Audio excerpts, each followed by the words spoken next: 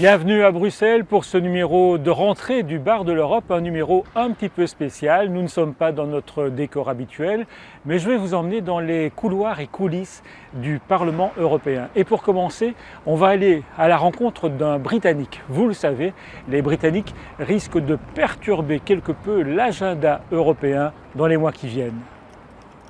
Graham Watson, bonjour, vous êtes écossais, vous avez été longtemps député ici au Parlement européen, vous êtes membre du Lib Dem, le parti libéral dans l'opposition en Grande-Bretagne. Alors, ce Brexit, est-ce qu'il est encore possible de faire marche arrière ? Je pense qu'il est encore possible de faire marche arrière. Je crains que le gouvernement soit déterminé de le faire, ce que ça dit le Premier ministre. Elle a dit clairement, nous allons le faire. En même temps, c'était un référendum consultatif, gagné par une marge très étroite, et elle veut le faire sans vote au Parlement. Je pense qu'elle va avoir des problèmes. Le Parlement britannique va examiner ce lundi une pétition demandant un nouveau référendum. Est-ce que ça, c'est imaginable ?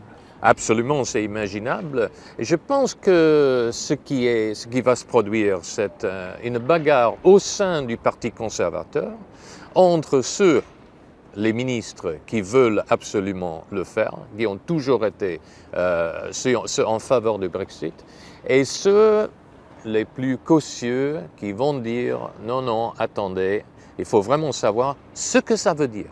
Parce que le Parti conservateur est toujours divisé. Le Parti conservateur est toujours divisé. Le Parti travailliste ne prête pas d'opposition pour le moment. Ils sont dans une situation très difficile. Ils font la bagarre entre eux. Donc l'opposition viendra dans le Parti conservateur lui-même. Theresa May dit le Brexit, c'est le Brexit, mais ça ne veut rien dire. Il y a un flou absolu sur l'agenda. Je pense que le plus grand problème qu'a Mme May, c'est qu'il n'y a pas un accord au sein du parti sur quelle est l'alternative au Brexit.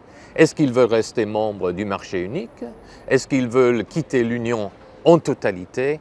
Ils ne savent pas et ils ont très peu de temps pour se décider. Alors ce qui est inquiétant, c'est que ce Brexit semble avoir libéré des manifestations de haine contre les réfugiés, contre les travailleurs étrangers. Il y a une semaine, un ouvrier polonais a été agressé et il en est mort.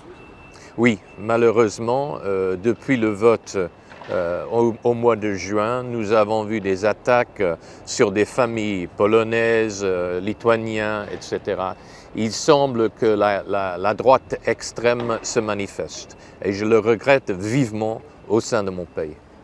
Graham Watson, bon vent. Merci.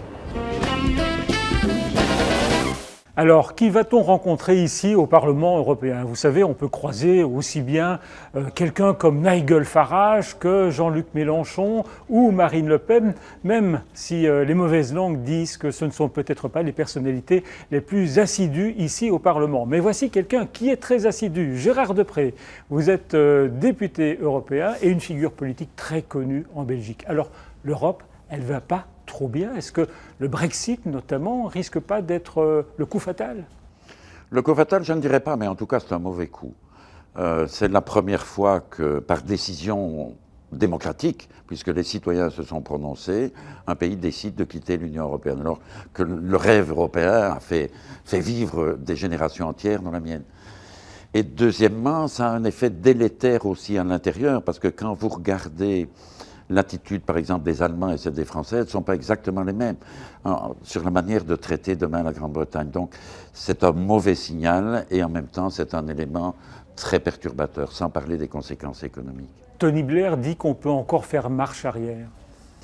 Oui, mais ça relève des citoyens et des responsables politiques britanniques. Je ne pense pas que nous puissions faire quoi que ce soit pour l'obtenir. Certains disent que rien n'est irrémédiable tant que le Parlement britannique ne s'est pas prononcé. Et jusqu'à présent, tout le monde sait bien qu'il y a une majorité de parlementaires britanniques qui sont en faveur du maintien de l'Union européenne. Mais ça, c'est ce que doivent gérer les Britanniques, pas nous. Il y a quand même un grand flou. Il y a un très grand flou et c'est un élément d'incertitude considérable qui ajoute à des difficultés énormes que nous avons par ailleurs. C'est quoi les autres grands dossiers de la rentrée? Les menaces terroristes, la crise des réfugiés? Vous en avez plusieurs. Le premier, c'est la pression migratoire qui continue. On a fermé la route de la Turquie, on voit maintenant la route de la Libye qui se réoriente vers l'Italie. La pression migratoire va continuer, la situation n'est pas stabilisée au Moyen-Orient et c'est la misère et la pauvreté dans l'Afrique de l'Ouest et dans la Corne de l'Afrique. Il y a la menace terroriste qui est présente et dont tout le monde se demande finalement comment nous allons pouvoir la juguler véritablement et à quel délai. Il y a en plus le fait que l'Europe était faite pour apporter la prospérité et l'emploi et que pour l'instant on ne peut pas dire que notre croissance économique soit forte. Donc beaucoup de gens souffrent et sont désillusionnés. J'allais le dire, on parle beaucoup de menaces terroristes, de la crise des réfugiés. On oublie un peu l'emploi et on voit avec Caterpillar notamment. Oui, non, je ne peux pas dire qu'on oublie l'emploi parce qu'il y a des instruments qui sont mobilisés. On va discuter du budget 2017 dans les prochains jours et on mobilise beaucoup de moyens et pour aider les pays qui sont un peu en retard de développement et en particulier les régions qui le sont davantage. Il y a le fonds créé par Juncker qui marche et qui suscite des investissements. Ça marche? Ça marche, la pompe est engagée, si vous voulez, elle commence à fonctionner. Mais d'un autre côté, il n'y a pas assez d'investissements concrets qui se réalisent dans les différents pays. Et au contraire, dans certains cas, comme vous venez de le rappeler, il y a des fermetures tragiques, des catastrophes. Et ça va être un problème pour l'Union européenne, parce que beaucoup de citoyens ont cru dans le message européen comme étant un message à la fois de liberté, mais aussi de prospérité. Et quand ils voient que des entreprises ferment, créent les dégâts sociaux qu'ils créent pour des raisons économiques qui ne sont pas claires, ils ont l'impression que l'Europe dans laquelle ils ont cru, pour laquelle ils ont rêvé, en fait, elle ne les protège pas comme elle le devrait. Alors certains, comme vous, je pense, espéraient la prospérité grâce au TAFTA, le projet de traité de libre-échange entre les États-Unis et l'Europe. On a l'impression qu'il a du plomb dans l'aile. La France notamment dit c'est fini le TAFTA. Oui, j'espérais pas que le TAFTA ou le TTIP allait créer la prospérité en Europe. C'est un petit adjuvant. À la condition qu'il soit bien négocié. Pour l'instant, les nouvelles que nous avons des négociations font que les Américains sont très durs à la détente. Ça veut dire que par rapport à ce qui nous intéresse, ils nous donnent très peu et ils exigent beaucoup par rapport à ce qui les intéresse. Et dans le contexte politique actuel, quand on voit les élections qui vont avoir lieu en France, celles qui vont avoir lieu en Allemagne, quand on voit que les deux candidats à la présidence aux États-Unis, aussi bien M. Trump que Mme Clinton, sont très réservés par rapport à ce traité, je pense qu'on a de bonnes raisons de penser maintenant qu'il aura d'énormes difficultés à aboutir.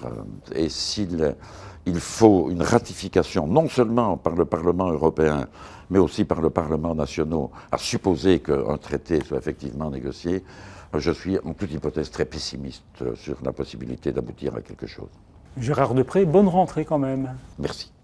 Voilà, vous l'aurez compris, l'Europe risque de connaître quelques soubresauts, quelques moments difficiles dans les mois qui viennent. On vous en parlera bien sûr. Merci d'être de fidèles clients du bar.